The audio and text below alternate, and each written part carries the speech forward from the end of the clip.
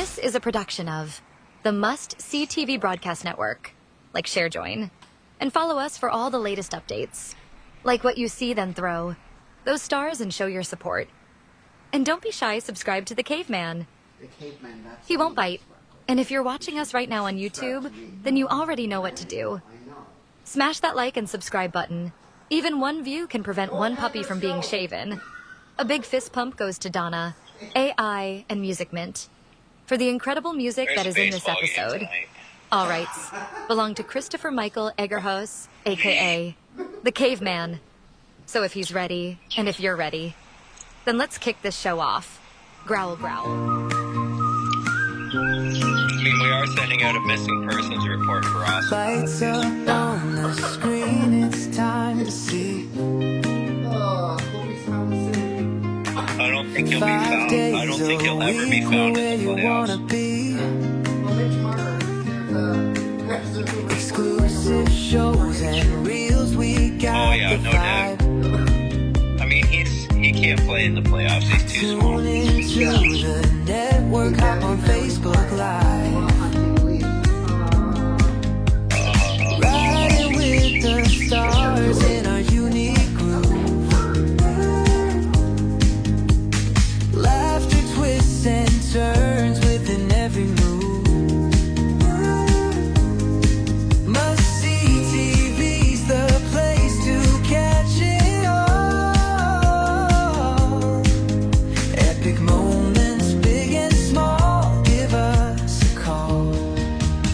Oh, you know it's must see TV come alive. Every day we light the way on Facebook Live. Catch the magic, hear the roar, feel the beat. Must see TV, the place where worlds meet.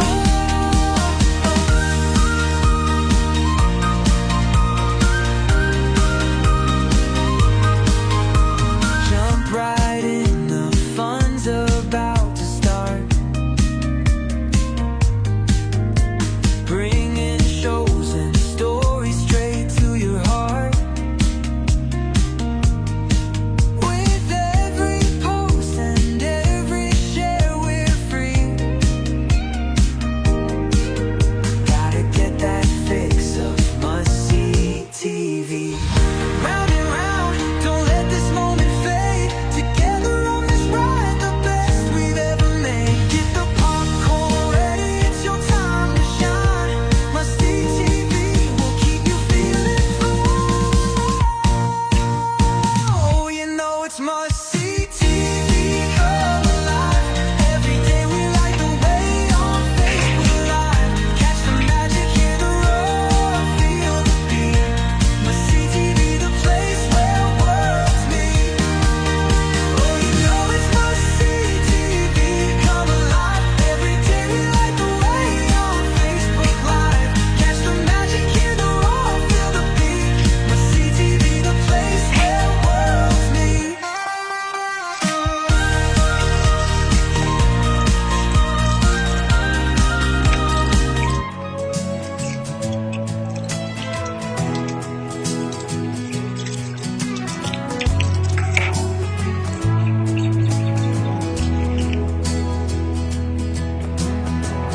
Wooden floors creak under your feet. Neon glow hum steady and sweet. Posters fading on the weathered wall. This is the heartbeat where we hear it all. The LP shop, doors swing open wide. Music's pulse pulling you inside. From the heart of rock to country soul, feel the vibe that makes the broken whole. Hello, ladies and gentlemen, and welcome to a brand new episode of the LP Shop. How's it going, son? Very well, thank you. How are you tonight? I'm doing awesome. I'm doing amazing. And I just want to say before we get going here today, it hurt me a couple on Friday. It hurt me a couple of days ago. I just want to express to you the pain I felt when every goal went into the Leafs net. It hurt me to my core. It just I was wounded, son. Hey, at least they're still playing. They're not golfing. Well, they might as well be tonight. Well, we'll see. I hear there's a missing. It's not over yet. It's not over. Not over. The fat lady is getting ready to sing, my friend. I hear there's a missing persons report for Austin Matthews. Do you think? Absolutely there is. I mean, how could there not be? Yeah. Anyway, guys, you're not here for hockey talk. You heard it. Oh my God, we're not gonna make you sit through another Leaf discussion. So we're gonna be continuing with the albums that we started on episode 1.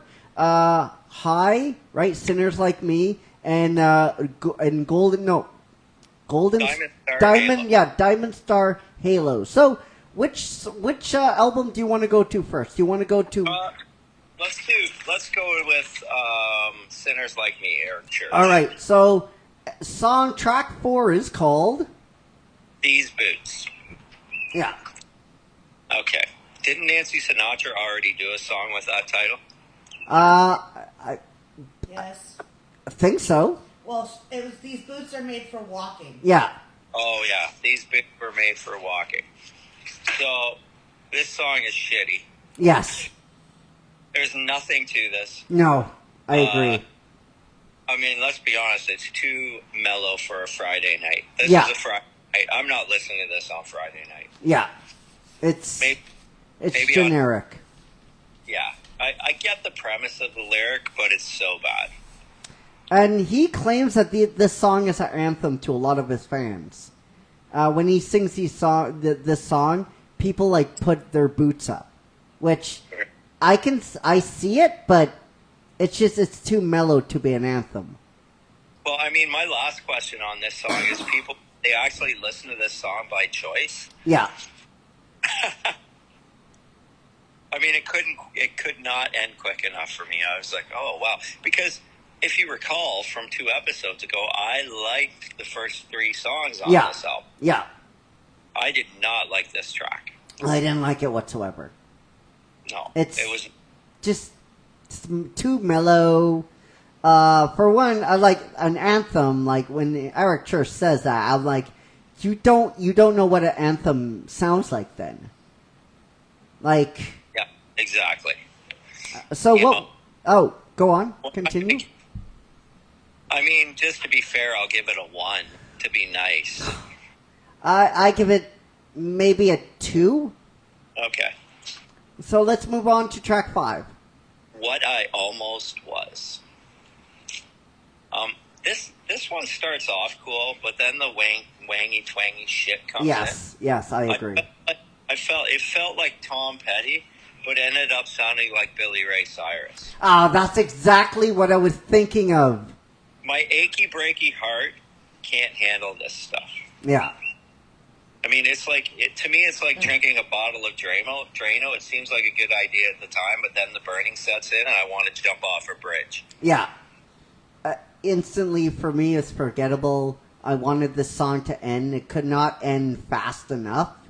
For me, it's just too twangy, and it's just stereotypical what modern country is. And it's just, it's just black. It's bland. It's pretentious country music. Yeah. I mean, this is why some country music, it's so saturated. It all blends together. You know what I mean? There's no difference between each artist, and he is a perfect example of this. Yes. I will say, I do like the line about buying an Epiphone. Yeah, I thought that why was he isn't cool. buying- I thought that was cool. Yeah, it was, but I'm not sure why he isn't buying a higher line Gibson, but he was a struggling musician, so you buy what you can afford. Yeah. What would you give it?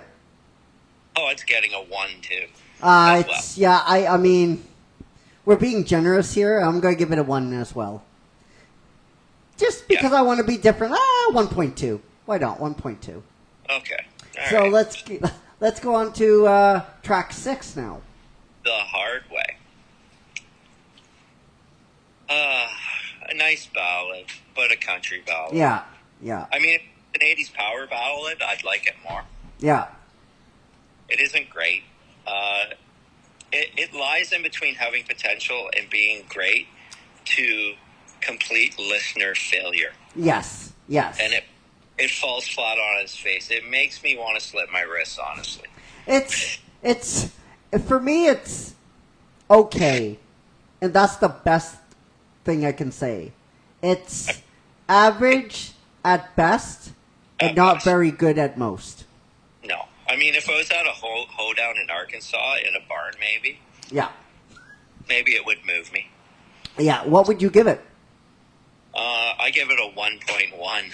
I give it a 5.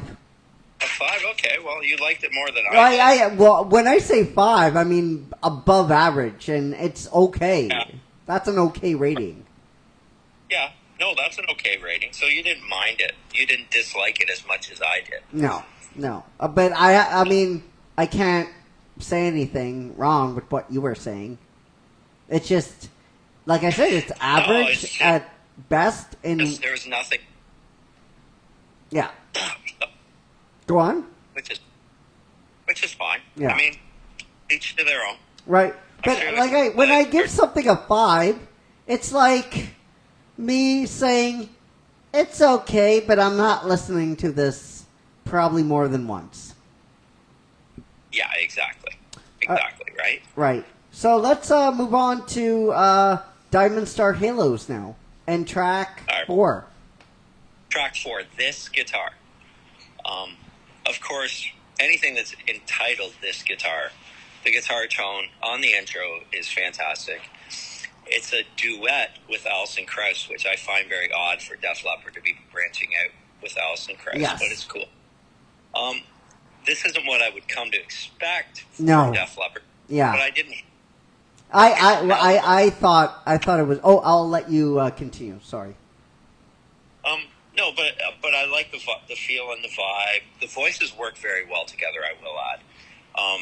It's got a catchy chorus. It almost has a country feel to it. What really stands out, though, in this song is the guitar solo. It's absolutely emotionally charged. The execution is perfect. Probably the highlight of the song for me. And I did love the premise of the lyric. My problem with the song is a little bit too different from Def Leppard for me to jam out to. I thought like it's just I'm like starts off really weird, for one, with that bass, that beat. I'm just used to not that from if that makes any sense from a band like this. I probably have to listen to it like 5 to 6 times. I only Right. listened to it twice, Right. and I didn't like it each time. Okay. But I mean, it's a good song, but nothing that I would I'm just like this doesn't like hit Def Leppard vibes for me. It just doesn't. I liked it a lot more than I thought I would. Okay. Because when I saw Alison Krauss on the initial credits, I was like, "Oh, am I going to hate this?" But I ended up I was pleasantly surprised. All right. What would you give it? I give it a 7.5. I give it a 4. Okay. I give it a 4. All right. Let's move on to track 5. Track 5 is SOS Emergency. The guitar I love in the intro. Yes. It's Yes. very raw. Sounds very raw. It almost has a punk vibe to it. Right. Yes. That's exactly what I was thinking. I like how the song moves in the verse. It builds up, and of course it features those classic Def Leppard background Yes. vocals, which we all come to appreciate. Right. it's a great album track. Some tracks are album tracks for that very reason. It fills up the album. You know, you put your featured single songs, and then you need to have filler for the rest. And you always hope that that filler is going to catch your ear. Yeah. And I found that this song did that. I always love those gems within an album. It's something that you want to listen to again. Again, the guitar tone in the solo is brilliant. Def Leppard always delivers in the guitar department. It's a Def Leppard song, and like you said, it's it's what you would expect to what would be a Def Leppard song. This would be it, but I don't think it's up there. I didn't love the chorus. I kind of like felt like noise to me. Oh yeah, okay. Yeah, but it is a typical. I love the guitar. I love the solo. It's very, very good. It's very good. So, what would you give it? I give this an 8.3. I give it a 6.8. Cool. Ah. Okay. So let's go. Oh my! Let's move on to the. Let's move to episode 6, Liquid Dust. Track 6, Liquid Dust. Okay, my initial thoughts. Another decent album track. It has a heaviness in the intro, which allows the song to grow and build. But then the verse is laid back. But I guess it's perfectly calculated. Not sure I enjoy the chorus. Yeah, I agree. I Liquid Dust, like, all right, yeah. The verses are strong, yet the chorus comes up short. It is very pretentious in my eyes. It's very typical of Def Leppard in 2025. Yes. I wanted a bit more from this track. Yeah, me too. I'm not in love with the chorus. Like, No. Liquid Dust.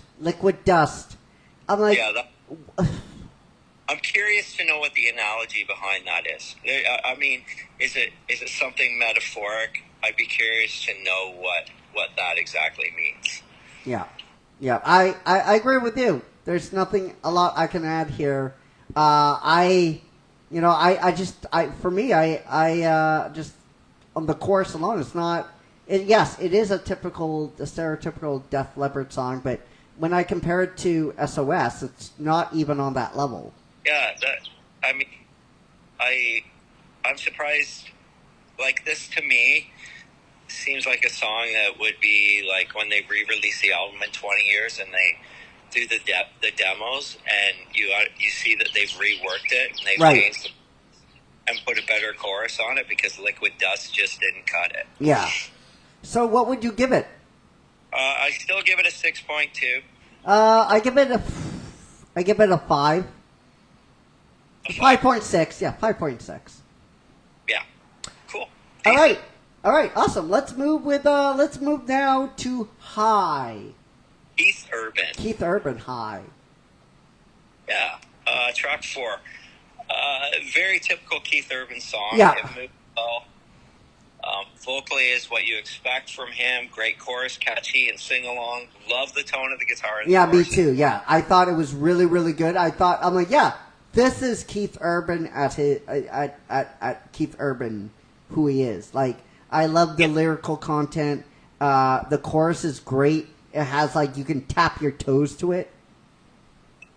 Yeah, I mean, there isn't much to dig deep into. Yeah. Because there's no deepness to the song, but it's classic Keith Urban. I will also say I love the fiddle section in the Yeah, solo. me too. Yes. The going back and forth thing was really cool. I really enjoyed that. I thought. I found out what Liquid Dust stands for. Okay. Okay, here. According to suggestions that he says, we are Liquid Dust, and it's a song suggestion of reincarnation. Can you put your mic there? The song suggests the We Are Liquid Dust, and that's the song suggestion of reincarnation. Oh. Right. There you go. Right on. I don't think it lands. I still don't buy it. Yeah, me too. Yeah. I don't buy it from Def Leppard. Like, maybe if Genesis done it, I would Yes. be okay with that. But you know, I don't think Def Leppard needs to go deep Yeah. lyrics. Yeah. So what would you give this track from Keith Urban? I give it a 7. Yeah, I give it a 7.5. Yeah. All right, let's move on to track 5. Okay, so on my streaming site that I listen to the album, which is Deezer, which is a European site that I love, it is actually titled Go Home WU. Yeah, me too. Yeah. Okay, so that was correct then. It Yes. wasn't a... No. Okay. What can I say about this? Well, it's not moving me. Oh, come on. This song slaps. It's a slow tempo. Oh, slow tempo. Fuck off. The sing-along chorus is kind of cool. Oh, Love the sing along chorus. Now, Lainey Wilson sounds great singing on the second verse. It still falls short of capturing me. It's an okay track, same shit. No, different- no, no. It's not. It's a beyond an okay track. I would like highlight this as one of the tracks I would listen to over and over again. I just found it too predictable. Another two country singers getting together to sing a ballad to sell records. Yes, because that's the business. You make money, dum dum. To sell records. What a concept. We're here to sell records to make money. Isn't that a fucking You know concept? what? If your album's strong enough, you don't need a guest singer. Maybe a backup singer where you can hear them doing a part, but you don't need to do a second verse with Lainey Wilson. As great as she sounds, she makes the song. She made it better. If she wasn't on this song, I would have given it a 1. Oh no, dude. Her being on the actual song just elevates it for me. It's a really strong song. It really is. Well, I guess if you're a country fan, this is a strong I'm song. not a country fan, dum dum. Well, why you keep calling me Dum Dum? Hello, Dum Dum. Genius. What would you give it? What would you give it? It gets a 5. You just said it would get a 1. What are you doing? Okay. Oh no, I said, if Lainey Wilson wasn't on this track, it would get a 1. But because she actually made it better, it gets a 5. You don't know again what you're talking about. I'm giving this a 9. A 9. A Wow. 9. I would listen to this over and over and over again. So I know what you're doing tonight instead of watching the Leafs beat the Panthers is listening to Keith Urban and Lainey Wilson. Yeah. Yeah. All right, let's go on to track 6. Yeah. Chuck Taylor's. I What a great... Why? That's such a fucking weird title for a song. Well, you know what Chuck Taylors are, right? No. Converse. Converts? The classic Converse shoe is a Chuck Taylor. What the son, I'm 5,000 years old. When I was... Okay. You have to Chuck explain to this. Chuck Taylors have been around since the 50s. So, like, a lot of rockers wear them and the cool kids wear them. They're like a camp shoe with a rubber sole with white and black around the bottom. Okay. Unless you're like Gwen, she has a cool black pair that's all black. So that's what Chuck Taylors are. Yeah. Yeah, see? Okay. Huh? It's which he has size 7 besides a size 13 in the song, right? Right. So he's referring to the Chuck Taylors. Okay. All right. But with that said, it's still bad. Oh, yeah. Right from the title on. Yeah. I did not dig this song. Way too predictable. I hate the drum sound. It actually sounds like a demo. Yes, it does. Was this even done in a pro studio? Is what I was. It sounds like it's a garage band. Yeah. But possibly that was on purpose because of the premise of the title. Right. But I'm going to be honest. This song sucks. Oh, yeah. It's totally... It's... I mean, I don't know what this song is. I heard it, and I never cared to listen to it again. It's garbage. It's just, it's like what you said. It sounds like a demo, right? Somebody demoed for him, and he's like, okay, we need to throw something on the album for this listing, so let's put in track 6. It's almost like they actually used the demo on Yeah. the albums. Yeah. And they can't, like sometimes on a demo you capture the essence of the song in the demo. And Right, they'll be yes. like, let's just use a demo because we can't talk this, right? Yeah. But it doesn't but a lot of times what I'm referring to with these demos is that a bigger band goes into a big studio and records their demos, so they're almost getting great production anyways. So, but this sounds like it was like from Keith Urban's first demo that he submitted that he did in his basement, Right. Yeah. right? I agree. Yeah. What would you give it? I give it a 1. Yeah, I'm not. I'm not. I'm closing the curtain on this. So I'm no, absolutely not. It doesn't make you want to go out and buy a pair of Chuck Taylors? No. I thought it would. Oh. I thought it might. Okay. But Yeah.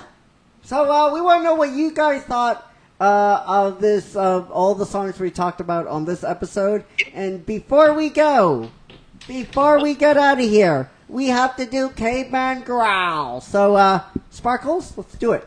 We have 4. All right, let's do it. Yeah, 4. Woohoo!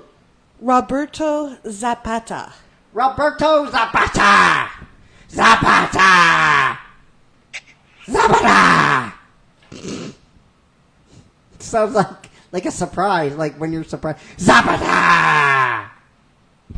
You know, like ta-ta? Zapata! All right, my friend, from us to you. Hey, you just got burned. that's not nice. No. Well, that's like baptism, right? That's like baptism around here. It's feisty caveman on a Friday night. Yeah, that's what it is. So Zapata! From us to you, you got a great big bad caveman. And Yes. son. There you go. The next one, Terry Blakely. Terry Blakely. From us to you, Terry, you get a great big bad caveman. And son. You're not letting him do it. Okay, I'll let him do it. I'll let you do it. June Hodgson. June Hodgson. June Hodgson. Shit. Okay, June Hodgson. From us to you, I'm sorry if I butchered that last name. From us to you, you get a great big bad caveman. And son. And the last one, And our last one is one of our usuals. Bradford Lawler. That is correct. Oh! Bradford Lawler. From us to you, my friend, you get a great big bad caveman. And son. That's right. So, guys, we will see you next week. Oh, I got an announcement to make. That's right. I got an announcement. So, guys, yeah, a long time ago, we had an entertainment news show on the Must See TV broadcast network called The Bite. We usually open the show with taking a bite of the world of entertainment, one bite at a time. It's coming back, yo. So July 25th, this will be a show that's going to be cycled in and out. We already penciled it in for an initial 10 episode run. It's going to come back here and there, just like Encore, just like the LP shop, the show. So guys, if we've already started to make the music for it. It slaps, by the way. We'll do promo for it probably next week, a preview for it next week. So if you really enjoyed The Bite, have no fear. It is coming back. That's right. So until we see each other again next week, my friends, take care, be safe, be well. We love you all!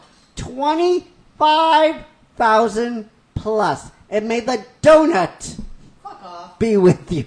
All right, take me home.